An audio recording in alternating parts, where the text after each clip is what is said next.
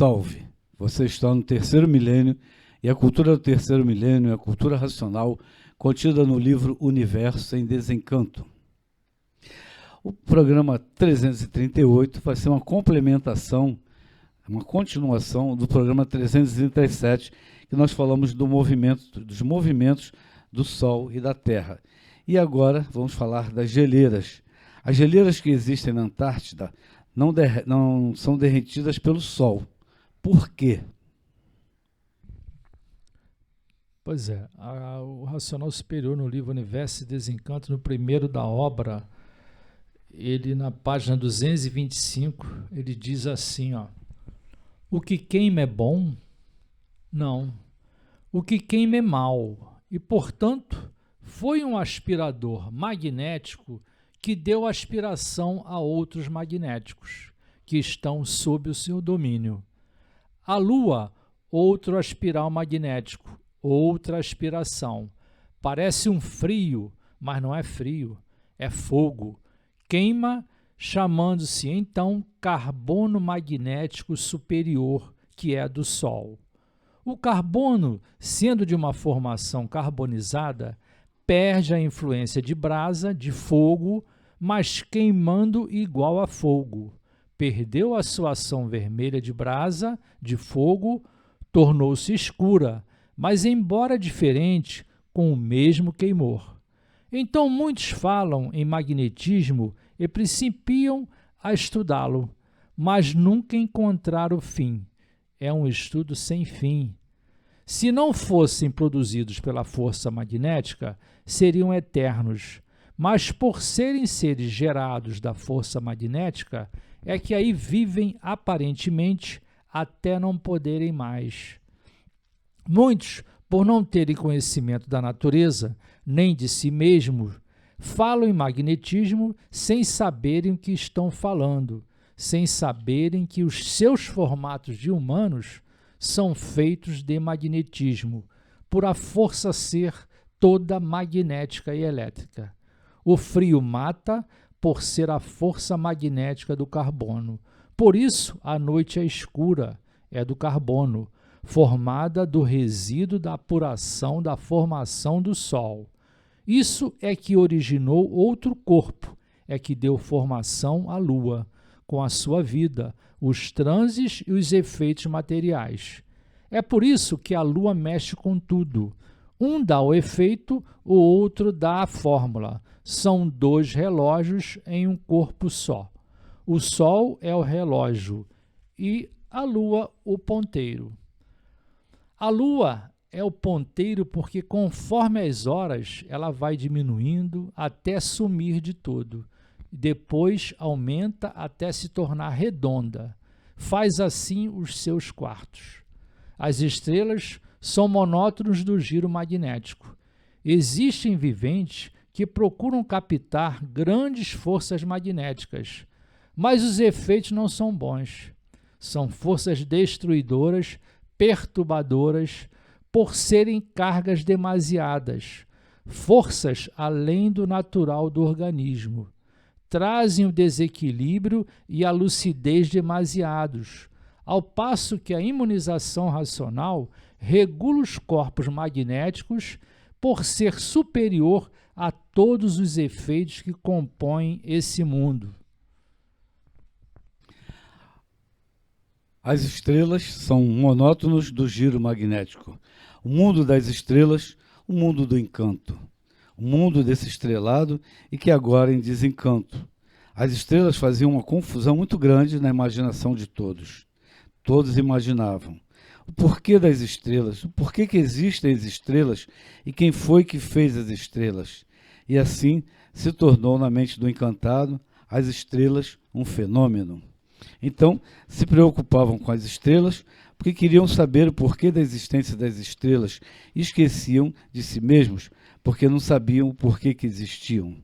Existiam nesse mundo e sem saber por que existe, ainda mais dizendo: eu existo nesse mundo, mas não sei o porquê eu existo. Eu vivo nesse mundo, mas não sei por que vivo. Sou assim, mas não sei por que sou assim, porque não sei de onde vim, nem para onde vou. E aí está um preâmbulo para que a gente possa compreender o mundo em que nós vivemos e afirmar categoricamente que o Sol é muito menor do que a Terra. As provas e as comprovações estão diante dos nossos olhos ao ler o livro Universo em Desencanto. Tudo é uma máquina geradora de vida que nós precisamos conhecer. A cultura racional nos prepara para isto, que descende de um mundo de vida eterna. Há muita coisa para a gente compreender. E o racional, no texto do livro aqui, ele diz assim: se ele, referindo-se ao Sol, né? Se ele fosse maior que a Terra, daria para iluminar a Terra toda e ainda sobrava, por ser maior. Se fosse maior, né? Por ser menor que a Terra é que não dá para iluminar a Terra toda, para iluminar o mundo todo.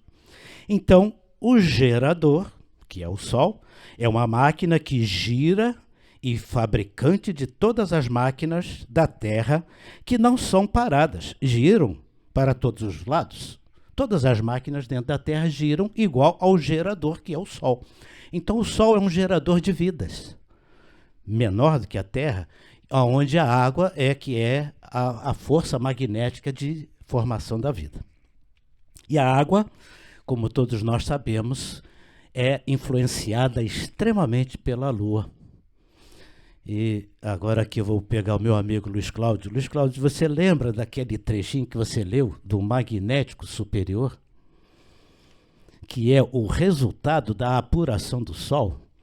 Que o Sol é uma aspiral e que gerou outros aspiradores. Então, o Sol, sendo uma aspiral, ao fazer o percurso pela Terra, no princípio ele iluminava a Terra toda, porque havia pouco magnetismo. Na medida que o magnetismo é criado pela multiplicação dos seres materiais, nessa multiplicação o Sol começa a ter um trabalho de sobrecarga, de aspirar mais magnetismo. Ou seja, onde tudo se transforma, geração de magnetismo. Daí a formação da Lua. A Lua, vejam bem, está aqui em tempos imemoriais. Então, na formação da Lua, o Sol ganha uma carga magnética além daquela que ele poderia suportar. Nós poderíamos dizer, apenas como ilustração sugestiva, me permitam esse termo, que o foco de luz, Sol, adquire uma camada de magnetismo ao seu redor, criando então aquele clarão inicial, criando tipo um spotlight. Sabe aquele spot que ilumina direcionalmente, apenas num trecho? A Lua é resultado da apuração do magnético, do carbono magnético superior.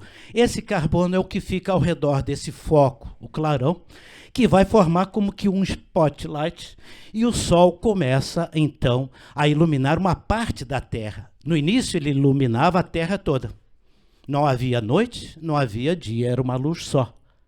Na medida que o magnetismo, que é a multiplicação dos seres, vai crescendo, e o Sol aspira esse magnetismo para processar como máquina geradora, aí é que começa, então, a Lua, a noite e o dia.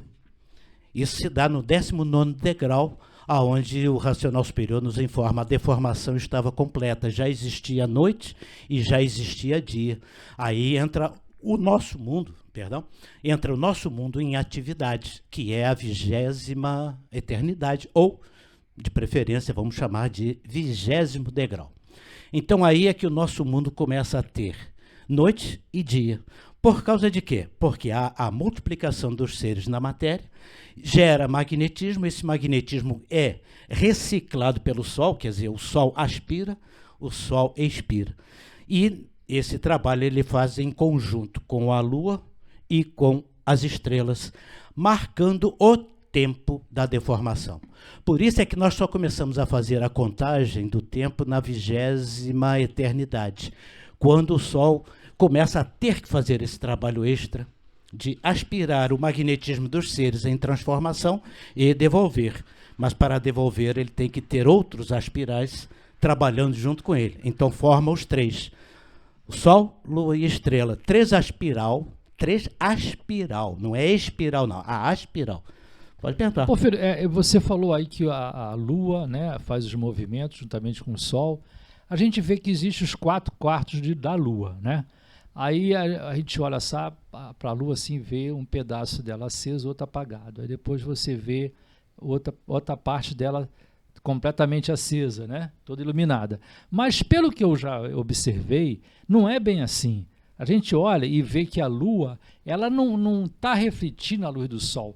Pelo que eu já notei, ela armazenou a luz do Sol e aquilo parece que vai gradativamente tomando conta dela, ela vai ficando acesa. É isso mesmo, Porfírio? É por aí. A gente tenta entender isto em termos de energia.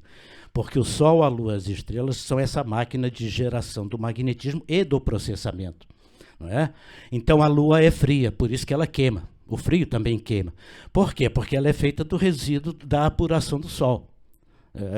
Esses corpos se interligam entre si. As estrelas são monótonos porque elas estão na Terra. A Terra é imensa. E o Sol se tornou pequeno por causa que o foco de luz, quer dizer, pequeno não, a iluminação do Sol é menor na Terra. E daí as geleiras persistem. Elas são eternas, porque o Sol não atende a toda a superfície da Terra. Por isso é que ele diz que o Sol é menor do que a Terra. Então, quando nós olhamos para o Sol, à noite, o véu que ele cria, que é criado pelo magnetismo da aspiração, do resultado da apuração do Sol, cria a noite, naquela parte do globo, mas no outro lado é dia, porque ele está girando com o globo, como nós dissemos no vídeo anterior. Então, esta simplificação é que nos dá, talvez não dê tempo aqui do Dr. Carlos falar, mas eu vou falar até um pouquinho por ele rapidamente, é que nos dá a percepção de como que os movimentos relativos do Sol e da Terra estão em concordância, em plena concordância com a vida. O Sol é um gerador de vidas? Tem uma máquina geradora de vidas, então, nele. E aí, doutor Carlos, 1 minutinho ou 2, que hoje nós vamos fazer vídeos bem pequenininhos para falar de muita coisa, né? Rapidinho, apenas nesse sentido, que nós conseguimos, com esses 3 relógios, ou 3 aspirais, equacionar a questão da vida e da astronomia. Rapidinho. É verdade. Então, essa questão, como o Oswaldo falou no início, foi apontada no vídeo anterior, 337. Antes desse, 336, se falou sobre neves eternas, entra nessa questão também do calor, mas isso tudo, a pessoa está vivendo dentro de um artifício e o que está na mente das pessoas é o modelo NASA, né? É o modelo que é ensinado para a gente nas escolas e tudo mais. Só que esse modelo não é absoluto, né? O racional superior faz uma crítica à razão humana, que dentro da ciência também tem, sempre teve. Só vou ler aqui rapidamente o professor Gaspar, que faz um comentário, considerações sobre o capítulo do Movimentos do Sol e da Lua, do 3º livro amarelo, chamado Amarelão pelos estudantes. Ele diz que a diversificação da eternidade que o racional superior faz, decompondo-a numa hierarquia, na ciência já tem também, que é chamada diversificação do infinito, por George Cantor, teoria transfinito, e principalmente a existência dos indecidíveis na ciência formal de Kurt Gödel e Paul Cohen, que é a tal da crítica da razão humana. Então não se tem a certeza, mas as pessoas vivem sob esse modelo do encanto, da Maia, né? Que é uma ilusão, é uma matrix, a gente vive dentro desse modelo. Isso não é uma realidade. A questão da metafísica foi cada vez tendo menos, o mundo espiritual nos alfabetizou primariamente com metafísica, com alguma teologia primária, preparatória, né?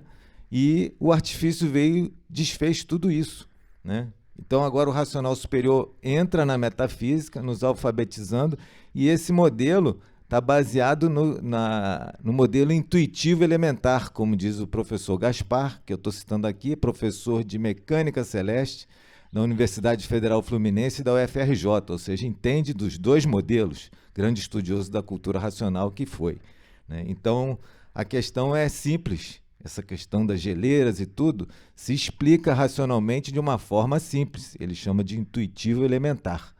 Mas isso é muito válido porque a pessoa tem que se conhecer a natureza, se conhecer, que aí está o processo de desenvolvimento do raciocínio até alcançar a ligação de poder ver essas realidades, esses mundos paralelos que depois vai se comentar mais. Cultura racional, universo em desencanto.